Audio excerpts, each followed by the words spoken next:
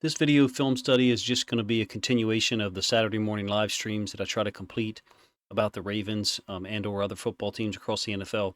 About one of my favorite players, really underrated guy for the Ravens, if you ask me, Devin Duvernay, entering his fourth season. So, of course, it's an important year for him statistically. One of the things I really enjoy about watching film of him is there's just zero let up in terms of effort.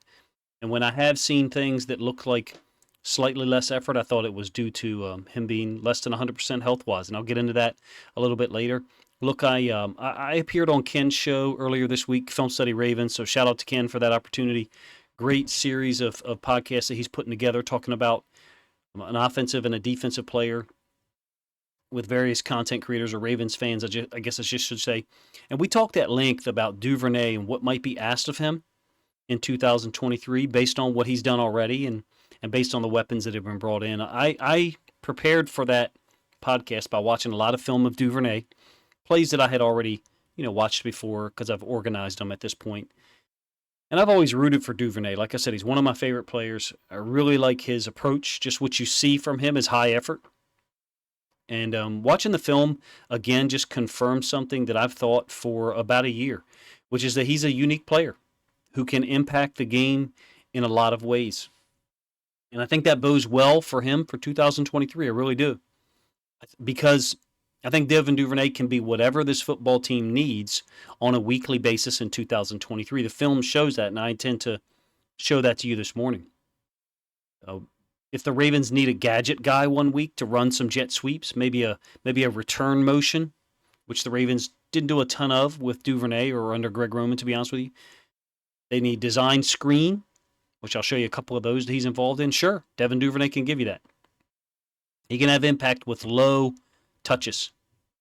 If you need him to be high touches one week, like against the Bengals in Week 8 last year, I think 9 touches overall, I believe, for like 92 yards, so 10 yards per touch, somewhere around there. My number might be a little bit off there.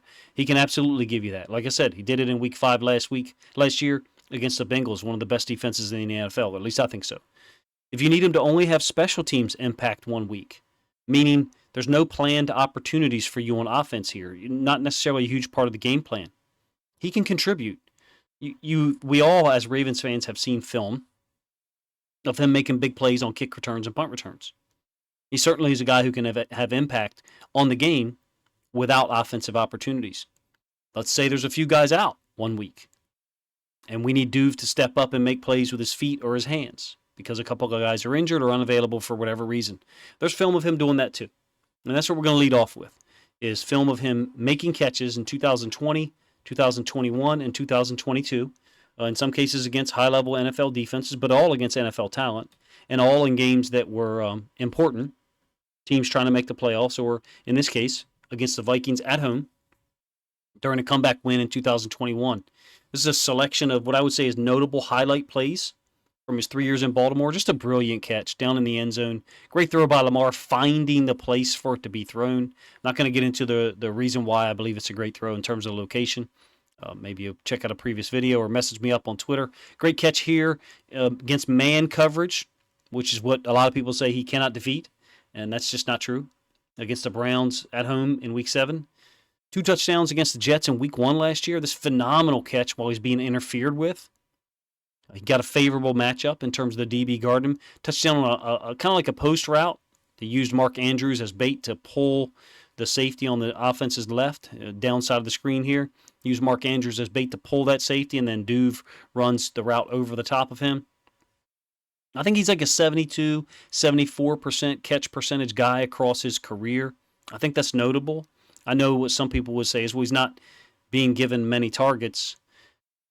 Well, he could on a weekly basis. Do I expect him to ever be a 100 target a season guy? No, not in this offense, not in this setup. With the amount of talent the Ravens have, the depth that they have. And I know what some people are going to say. Coach, do you really think he could be an 80 catch a year guy if given enough targets? Well, first of all, yes, I do. But second of all, there'll probably be some disagreement there, and there's no problem with that. This team doesn't need him to be. Kind of already alluded to that. It's a week-by-week basis, and probably quarter by quarter or series by series, depending on what we're seeing. I think the bottom line is Devin Duvernay will have more opportunities. He'll have more impact when he gets more opportunities. And that will be inconsistent, the opportunities. What I think will be consistent is his ability to make plays when given chances. It's simple to me. The film shows it. I love his game. I love the way he impacts the game when given those opportunities. Great hands, very good speed. I do think he played hurt for 4 or 6 weeks in 2022. Basically, the last, I think, 6 games he played. Extremely tough, willing to fight for additional yardage, particularly up against the sideline. I think he's got a great way of finding an extra 4, 5, 6, 7 yards along the sideline that most players just don't have. He's certainly been effective on jet sweeps, reverses. He's even using the backfield once, which I'll show you a film of that, again against the Bengals in Week 5. I suspect that in camp and in practice, he'll be moving around, meaning he'll be everywhere. He won't just be like a backup Z or a backup slot receiver. I think he'll be used everywhere because you can use him everywhere. That's a skill. I guess if to use a baseball comparison, some would say, he's a utility player, but the problem is with that comparison, and I'm the one who made it, is he's a utility player who hits home runs, meaning he can score from 102 yards away, or he can gain 13 yards on a very unusual looking play that I'll show you here in a moment. I suspect, like I said, he'll be practicing everywhere because he has a wide range of skills. I think he has a wider range of skills than most players in the NFL, and him being on the field makes the offense more multiple. He can line up at slot wide receiver. He can line up at X. He can line up in the backfield. He can run a jet sweep or a return motion to manipulate the coverage. I think the Ravens are going to use motion more, and having more depth is a good thing. Now, this will be a little bit of a separator in terms of what I say next. If you've ever been a guy who's ran in motion 20 or 30 times a game, that takes its toll. I know a kid who ran motion 32 times in one game for us. 6'3" receiver, wanted the ball a lot, made plays in that game. And he said, I was tired as shit. He said, but I kept running that motion because I wanted the ball. And I knew if I didn't run the motion hard, you guys were going to take me out. Now, the good thing about having depth is you don't ask a person to do that 30 times. You only ask them to do it like 6 times, right? In the case of Devin Duvernay. He can be a part of the point of attack or a guy used as a decoy once you've established the jet sweep or various things. The Ravens utilized the QB power read off of the jet motion with Duvernay, brilliantly in 2022. I suspect that Monken will probably keep some of those concepts, and I think he'll probably have 1 or 2 things in each week for Duvernay specifically. Whenever, he sees a matchup or a situation when he could be used. The reverses, the fake reverses. Monken is a big guy, at least from what I saw at Georgia, on fake reverses that turn into play action passes. I saw a number of those. How much will he be used in the backfield like you see here against the Bengals on this toss? I don't know. I'd like to see it some. I'd like to see it probably 6, 8 times this year, and then maybe as we get closer to the playoffs, utilize it more. I think Duvernay's a guy who makes plays in big games, and I intend to show you big situations and in big games. I intend to show you a little bit of film of that. This leads me into a point that Ken and I talked about, and I tried to make the point on his show, and I don't know that I did it very well. Duve makes plays that he's not supposed to. And now I say that as you see him on a gadget play here that I'll break down specifically here in a moment after I try to make my point. I think the football finds him, and I think he makes important plays when the team needs him to. Here's some plays I'm going to read off. The fumble recovery for a touchdown against the Chiefs in 2021 at home in Week 2. Tyson Williams going in to score, big hit by I think a safety. Ball pops up in the air. Who catches it? Duve falls into the end zone for a touchdown. This unbelievable catch against the Bills at home last year when Lamar escaped a sack somehow. I don't know what's a more unbelievable play. Duve's catch here or Lamar escaping this pressure when Von Miller beats Morgan Moses pretty badly. You have the impromptu sweep, which I've shown you against the Bengals in Week 5 of 2022. I'll show you here again in a moment. That's an unbelievable play. I mean, this one's still letting it be shown on the screen, but it's just as sick. Makes plays down in the end zone. There's film from 3 years, 2000, primarily 2021 and 2022. But he's a guy who wins these matchups. That's a large point, I think. And if we throw the ball to him, and I'm not faulting Lamar, it is what it is. I don't think it's a great play call from the right side, the right hash, I should say. There's not much field to use here. If the ball was thrown now, Devin Duvernay makes a game-winning touchdown catch against the Bills, or he puts us up 7 and they go down and score on us, or perhaps they go for 2 and they win the game 28-27. Anyway, point is, Duve makes big plays, in my opinion. Football finds him. This is that unplanned sweep. Look, this is not supposed to be a sweep. Look at the sets of the offensive linemen. This is pass sets. And then look at the routes being run. Duvernay runs in motion. It's a bad snap, whatever. The timing's messed up in some manner, whether Duve was supposed to be through already or whether it was supposed to be a short count and snap. Duve picks it up, scrambles for a 13-yard gain. That's the type of thing that Devin Duvernay does. I love this play. The coaching staff clearly believes in him. This is a great concept and something I've seen very rarely, I guess. It's a downfield screen here, okay? It's a 3rd and 23, something like that. He's catching the ball, and he's running to the sideline. This is planned. Everything about this is planned. The manner in which he catches the football and runs to the sideline, like I said, it's a 3rd and long. This leads to a field goal. The Ravens get a field goal on the next play. If this is an incomplete pass, if they're trying to get 20 yards, which turns it into a lower percentage play. It's a brilliant play. I hope Monken keeps this. I think I've only seen this twice as the downfield portion of it. I've seen it 3 or 4 other times where he's running like a little out route, and there's 3 receivers to his side. This is brilliant. Look, this is Le'Veon Bell lined up out wide up top. He's intentionally doing nothing, okay? As Duve catches the ball, looks 3rd and 23. You can see the sticks at the 20-yard line. Or maybe it's 3rd and 25. Le'Veon Bell is intentionally doing nothing off the snap. And then there's the timing of this, along with the design for Duve to catch the ball short and then burst to the sideline behind what basically becomes a crack block by Le'Veon Bell. Why Duve? And this is my larger point here. Well, he's got great hands, so he's reliable. He's got great burst. He uses the sideline well. I don't know this to be true, but I think that the Ravens coaching staff at this time, and should be now, is aware of the fact that Duve uses the sideline well. Some guys don't. I don't know what that dynamic is. He uses the sideline well. He always seems to gain an extra 3, 4, 5, 7 yards up the sideline where it doesn't look like it's there. This is 3rd and 23 or 3rd and 25. Designed downfield screen turns it into a field goal opportunity, which we convert. Todd Monken, in my opinion, will use him on creative things like this in 2023. There's no way he being Monken, hasn't already created 6 or 8 unusual or unpredictable plays with Duve involved. If you watch the film of 2022, I mean, he's just a guy who's involved. The football finds him. It kind of reminds me of that movie Gladiator, where he becomes known as the Spaniard, and he's involved in all the the gladiator events leading up to the largest scene, and someone says the gods favor him. Devin Duvernay reminds me of that scene.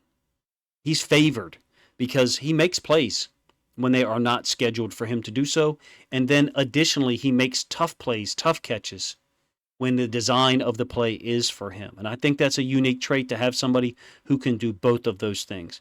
He's made tough catches as well against man, against zone, across his 3-year career. I'm a big fan. It's obvious if you've been listening this long. But I admit, when you have a Rashad Bateman, a Zay Flowers as a first-round draft pick, a OBJ as a free agent signing, those guys are going to be ahead of him on the depth chart. Maybe even a Nelson Aguilar, if that's how you think of it. But I tend to think of Duve in a different angle. Okay, and I'm going to let these plays run, and then I'm going to talk about this pass play against Patrick Surtain Jr. at length here in a moment. I think Duve is not in competition with those guys to get on the field much. I think he's going to get on the field, and the guy he's going to replace is Patrick Ricard. Now, Patrick Ricard is apparently injured, So he'll be inactive for, I guess, 6 weeks, I guess. Eventually, Pat Ricard is not going to be on this football team. I'm not saying that I don't want him on this football team. I'm a Pat Ricard fan. He's a guy who played in the NFL at a really high level offensively and at a moderately high level on the defensive side. Two ways, offense and defense. How many players in the NFL have ever done that? And been able to say at the end of the day, I've done that. I think it's pretty unique. Give Patrick Ricard credit. Having said that, at some point he will not be on the team. He's a guy who plays fullback to tight end hybrid, kind of. But he really doesn't do much on special teams at this point. He's not going to play on kickoffs. I don't believe he's on kick return, but I could be wrong there. Certainly not on punt coverage. And he's certainly not on extra point or anything like that. So no special teams impact. As a runner, Devin Duvernay can impact more than Ricard can. Clearly, you've seen a film of it. That makes sense. As a pass catcher, maybe he's not the starting receiver for this team.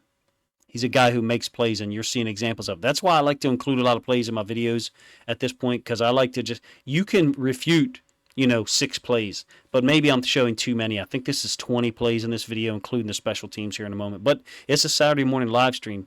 This is intended to be a 25-minute video, so, just as a heads up. Finally, Duvernay is an unpredictable guy from a personnel standpoint because of his versatility. I spoke about it a little bit earlier. You can put him anywhere in the slot as the X, in the backfield, run him in motion. He makes us more predictable than a guy like Ricard does. I don't think the competition is with Bateman, Flowers, OBJ, and Aguilar to be active every week for Duvernay. I think he's active every single week. My final point here is something that I saw him do in week 4 of 2021. When the play comes back, I'll stop it and we'll really roll into it. He beats Patrick Surtain Jr. one-on-one on this 3rd and 7. Less than clean and easy, by the way, win on a 3rd and 7. Solid hands. I think he only had 4 or 5 catches in this game, if I remember correct.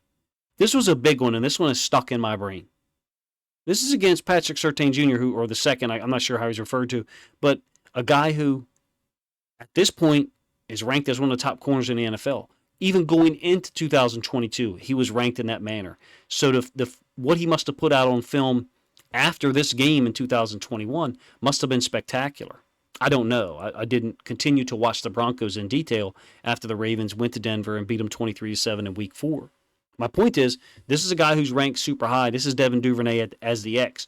Do I think Devin Duvernay is an X receiver, 50 downs a game in the NFL? No, I don't. Because I think he is a utility player, but he happens to be a utility player who can do things like this, who has the ability to do things like this against top-level talent at times.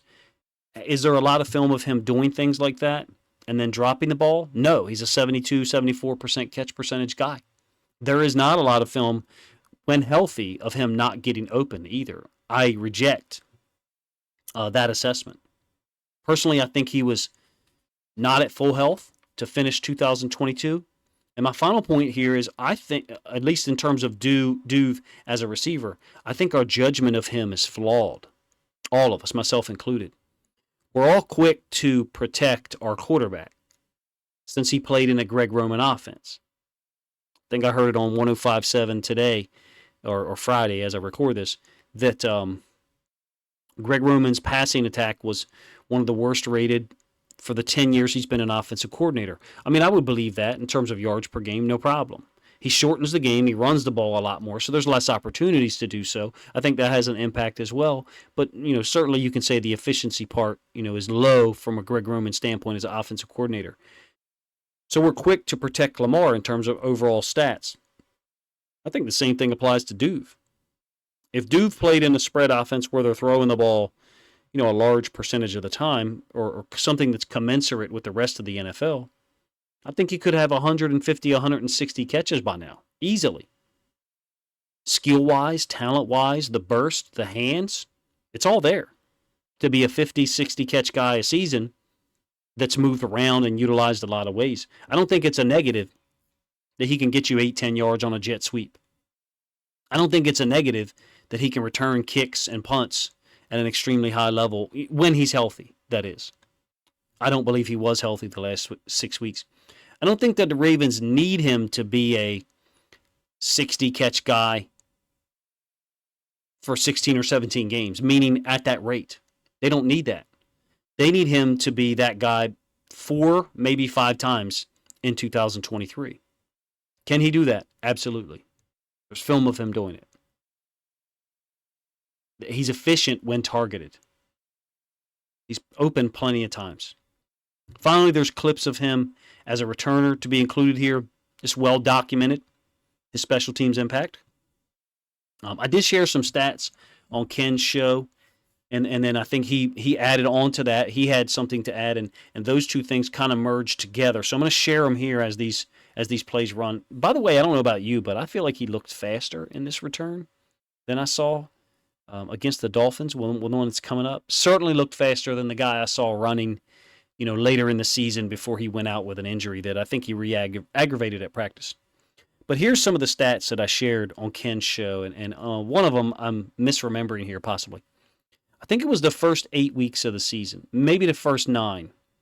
I think Duve had 11 punt returns for 16.5 per return. So pretty daggone good, 16.5 per. Thereafter, the last 6 games of the season, he had 5 total punt returns, and I think it was for 8 or 9 yards per return. Now, it's possible my yards per return for both of those situations is accurate, maybe bloated or inflated. So correct me if I'm wrong on that. But the point is valid in that he was far more efficient in the first half of the season before I suspected, and a lot of us in my Discord suspected that he was hurt. And then Ken added this, which I thought was interesting. He had 9 fair catches in those last 6 games. So more fair catches as a punt returner than he had earlier in the season. And again, I don't know if those numbers are statistically accurate. So, feel free to correct me. I was writing this up Friday afternoon. My children were giving me a hard time trying to even get in here and do so. Hopefully you didn't hear him in the background too much. Look, I think he was playing hurt. I do. And I'm saying that from a realistic standpoint, but obviously I'm a fan. The dip in the return yards is an indicator. The dip in the yards per return, I should say. At the same time, if you go look at his stats, you've got a tremendous drop in his targets, catches, and yards per catch. Now, there was one game, I think the loss to the Browns on the road, I believe, where he had 6 catches in 6 targets. But other than that, he was averaging less than 3 targets per game, and he was averaging less than 8 yards per catch in his last 6 games. And Ken, again, pointed out that I think Duve averaged 8 yards per target for the season. So that number was pulled down by his performance in the last 6 games, where, again, if you believe me and other people too, he was injured. And so for me, when I judge Devin Duvernay, I judge him based on the time period where I think he was healthy. And the good thing is, I don't have to argue that point because the Ravens have so much depth now, offensively, so much talent, that if a guy isn't healthy, he won't be rolled out there at 85% or 87% or whatever he was.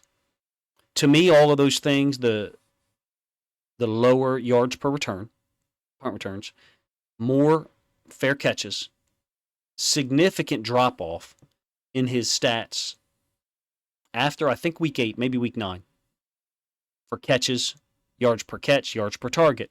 All of that just supports that he was playing at a reduced effectiveness, and I suspect he was injured. In any case, look, it's a contract year for Devin Duvernay, so it's important. His 4th year in the NFL. In my opinion, he's got a wide array of skills and ways that he can impact the game and help this offense. I don't think there's any question that this guy will be active each week, assuming that he's healthy. I don't know how many receivers that means the Ravens keep, but I would caution you to not keep in mind that Ricard, it sounds like, is injured and may not be around for the first 6 weeks, at least if I read the reports correctly the last couple of weeks. I didn't see any film of Ricard practicing, and I know that he underwent some type of surgery or procedure. So I think removing him from the roster situation opens up another spot for us to have another receiver slash hybrid, whatever you want to call Devin Duvernay, returner, gadget guy. He's just a football player. He's a football player who's got tremendous potential, who, when you put him on the field, he makes plays. I think he makes plays in important moments. He makes himself available to make plays. And I'll even go one step further. And I think I've said this before a couple of times. Do I think Devin Duvernay will ever be an all-pro? Or well, no, not as a receiver. I personally didn't think that his return performance last year as a returner warranted that designation, but I understand that sometimes it's your reputation. I thought that I don't know that there was other people who were more deserving than Devin Duvernay, but I didn't think he looked great as a returner the last 6 games that he played in. But in any case, I'm going to go a step further and put it out there. What I really think he's capable of in a one-game situation. I think if the Ravens are ever blessed enough to get to a Super Bowl or a championship game situation, I could see Devin Duvernay being an MVP guy, meaning an MVP of one of those games, because of the wide array of manner or methods that he can impact the game, that all the things he can do. I could see him returning a kickoff for a touchdown, catching a touchdown pass, and then picking up a fumble and gaining another 20 yards. He's just that guy to me, based on the things that I see, who is going to make plays in big moments and when given opportunities. And with his speed, if he was healthy, we got to a championship situation, obviously we would all have tremendous anxiety. Devin Duvernay looks like a guy who's not impacted by those things. Just by the way he plays, he seems really cool and easygoing, but explosive once the ball's in his hands or once he's running a route or asked to do anything. If there was one element to his game I'd like to see improve, it'd be blocking. I don't think he's a poor blocker, but it doesn't seem like to me the Ravens really ran to his side a lot when he was out there at receiver. So I am interested in what the run-pass ratio was with Duve on the field, lined up at receiver in the last couple of years. I don't know how the Ravens self-scout. I don't pretend to know. I have worried in the past when Greg Roman was the offensive coordinator about whether we were self-scouting very diligently or at all. I don't think that'll be an issue this year. Duve, to me, is a guy who presents a lot of options for an offensive coordinator. Hopefully we can keep him healthy. We get to a playoff situation. He just, to me, looks like a guy who can have an amazing impact. The unfortunate thing for the Ravens and for our fan base would be it's his 4th year. If we got to a championship game or if we're blessed enough to get to a Super Bowl and Devin Duvernay scores 2 touchdowns, one on special teams, one as a receiver or as a runner, makes some other random play like he made against the Bills, like he made against the Chiefs. If he does those things, he ain't coming back here. He would have outpriced himself from Baltimore like a lot of high-level talent has. I could see a situation where Duve makes plays in a high-level football game, a national television audience, and prices himself out of Baltimore, goes somewhere else, and puts together a statistical season that we would have never predicted. Now, I don't want to use a name like Matt Judon and say that I think, because Judon, I think, had 16 sacks. Was it 16 or 14? And Duve, the commensurate production there for a receiver / returner for Duve, what would that be? Would it be 80 catches, 800 yards, 6 touchdowns as a receiver, and 3 touchdowns as a returner? I don't know what the commensurate number would be to an edge defender like Matt Judon having however many sacks he did have. He had an unbelievable season. Let's just put it that way. I could see Duvernay being one of those guys that leaves Baltimore and puts up more numbers because he gets more opportunities. To me, it's a simple equation. The more opportunities he gets, the more plays he's going to make. And in Baltimore, he may not get a ton of those opportunities, but I shift that or try to turn that for myself into a positive thing. In 2023, the Ravens don't need him to be a guy who consistently makes plays. But it sure is a luxury to have a guy like him wherever he is on the depth chart, at receiver, at Z, at motion back or whatever people want to call those things now. It sure is a luxury to have a guy like Devin Duvernay there and available if and when we need him, because there's film that exists, and I showed you a lot of it today, of him making plays against high-level NFL defenders. And I think this is a guy that makes big plays for us in big moments, such as an AFC Championship game or a Super Bowl. And I want to try to speak those things into existence for him and for our fans and our team. Appreciate you guys' time. If you enjoyed the video, please let me know in the comment section. And then please consider, once this posts up after the stream, grabbing a link to the video, maybe sharing it on social media to help this video get more reach.